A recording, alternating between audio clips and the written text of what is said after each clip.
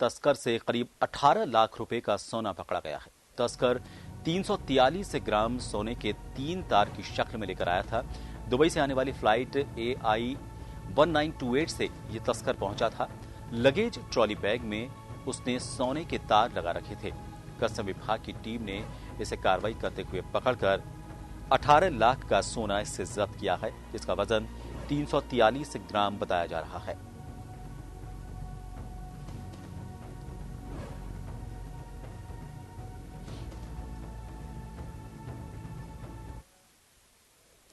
जयपुर से हमारे वरिष्ठ सहयोगी विवेक हमारे साथ जुड़ गए हैं। विवेक, बड़ी कार्रवाई से कहा जाएगा क्योंकि कस्टम विभाग साल के पहले दिन इस कार्रवाई को अंजाम देकर ये पूरा संकेत दे देना चाहता है तस्करों को कि कोई सा भी दिन ऐसा नहीं है जिस दिन इस तरह की कार्रवाई नहीं होगी।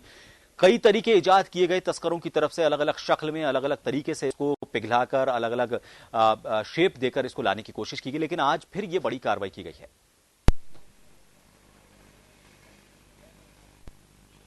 प्रभात, बिल्कुल देखिए, जयपुर इंटरनेशनल एयरपोर्ट इन दिनों सोने की तस्करी का नया अड्डा बनता जा रहा है। राजधानी जयपुर के इंटरनेशनल एयरपोर्ट पर बीते वर्ष भी बड़े पैमाने पर जो है सोने की तस्करी के मामले पकड़े गए थे। एक बार फिर नए साल के पहले ही दिन कस्टम विभाग ने बड़ी कार्रवाई को अंजाम दिया है, जहां दुबई से आए एक यात्री से करीब 18 लाख रुपए का जो सोना पकड़ा है। ये सोना ट्रॉली बैग में छिपा कर लाया गया था और सोने के तार के रूप में सोने को दुबई से यहाँ लाया गया था। अंतर्राष्ट्रीय बाजार में पकड़े गए सोने की कीमत 18 लाख रुपए आंकी जा रही है। हालांकि इससे पहले भी कई मामले सोने की तस्करी के सामने आते रहे हैं। इससे पहले शरीर में छिपाकर सोना जो है विदेशों से भारत लाया जाता था, लेकिन जैसे ही कस्टम विभाग की सख्ती हुई तो इस तमाम जो तौर तरीके सोने की तस्करी के थे उसको बदला गया है। कई बार इलेक्ट्रॉनिक आइटम्स में सोना छिपा कर लाया जाता था, लेकिन अब सोने के तार या बटन के रूप में जो है सोना छिपा कर विदेशों से जयपुर में लाया जा रहा है। इस सोने की तस्करी में कई बड़े रैकेट जो है वो शामिल है, जो शेखावाटी अंचल के मासूम लोगों को जो है नौकरी का झांसा देकर विदेश भेज देते हैं और वहां से इन लोगों को टिकट बुक कराते हैं और सोने की तस्करी इन्हीं लोगों के जरिए करते हैं। फिलहाल यात्री को कस्टम विभाग के अधिकारियों ने पकड़ लिया है और यात्री से पूछताछ की जा रही है। ये भी माना जा रहा है कि ये यात्री इससे पहले भी सोने की तस्करी में शामिल रहा है। ऐसे में उसका तमाम जो विदेश यात्रा का रिकॉर्ड है वो भी खंगाला जा रहा है। पूछताछ के बाद ये खुलासा हो पाएगा कि क्या वाकई ये यात्री खुद जो है सोने की तस्करी में लिप्त रहा है या सोने की तस्करी को चंगुल में फंसकर बतौर कुरियर जो है ये यहाँ काम कर रहा है। विवेक, इससे पहले जैसा आपने बताया कि पिछले साल में अचानक से तेजी आई है इस तरह से तस्करी के जो मामले हैं उसमें सोने को इस तरह तस्कर लेकर आते हैं कि पहचान पाना उसको बड़ा मुश्किल हो जाता है। लेकिन अचानक से तस्करी की ये घटनाओं का बढ़ जाना, क्या कोई नेटवर्क पता चल पाया है इसका कि कौन सा बड़ा गिरोह इसके पीछे हो सकता है? नेटवर्क में कौन कौन लोग इनके साथ यहां से या फिर विदेशों से शामिल हैं जो इस तरह की कार्रवाइयों को लगातार अंजाम देने की कोशिश कर रहे हैं?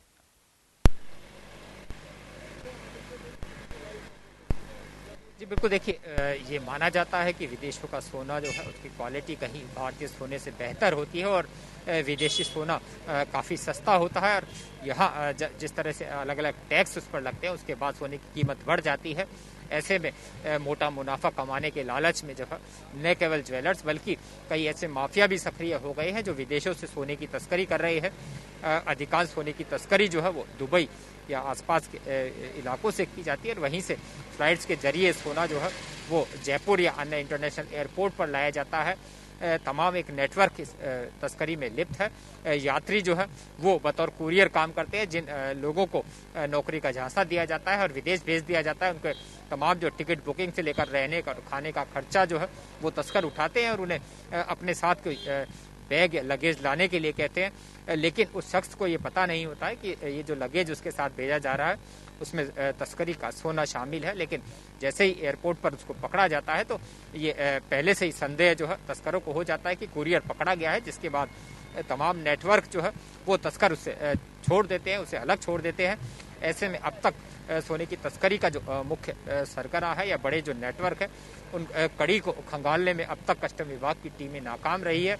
अगर कुरियर की जगह खुद तस्कर इस धंधे में लिप्त होते और खुद ही सोने की तस्करी कर यहाँ लाते तो ये माना जा सकता है कस्टम विभाग को बड़ी सफलता मिल जाती। लेकिन अधिकांश मामलों में देखा गया है कि बतौर कोई कुरियर कोई सामान्य व्यक्ति या रोजगार की तलाश में विदेश गया व्यक्ति ही सोना यहाँ लेकर आ रहा है, जिसके बाद आरोपी को पकड़े जाने के बाद ये माना जाता है कि उसकी जमानत भी जो है रैकेट द्वारा ही करवा दी जाती है। लेकिन जिस तरह से अब तक कस्टम विभाग को कोई बड़ी नेटवर्क के बारे में सूचना नहीं मिली है, उससे माना जा सकता है कि सोने की तस्करी करने वाले लोगों का भी हौसले जरूर बुलंद है। लेकिन कस्टम विभाग ने भी जीरो टॉलरेंस की नीति अपनाते हुए एयरपोर्ट पर अब तलाशी को लेकर जो है सघन अभियान छेड़ दिया है। बिल्कुल, बहुत जरूरी है और तस्करी की इस तरह की घटनाओं को रोकना और एक मैसेज देना भी तस्करों तक पहुंचाना बहुत जरूरी है और कस्टम विभाग इसे बखूबी पूरा भी कर रहा है। बहुत बहुत शुक्रिया विवेक हमसे जुड़ने के लिए। तो लगातार ये कोशिश की जा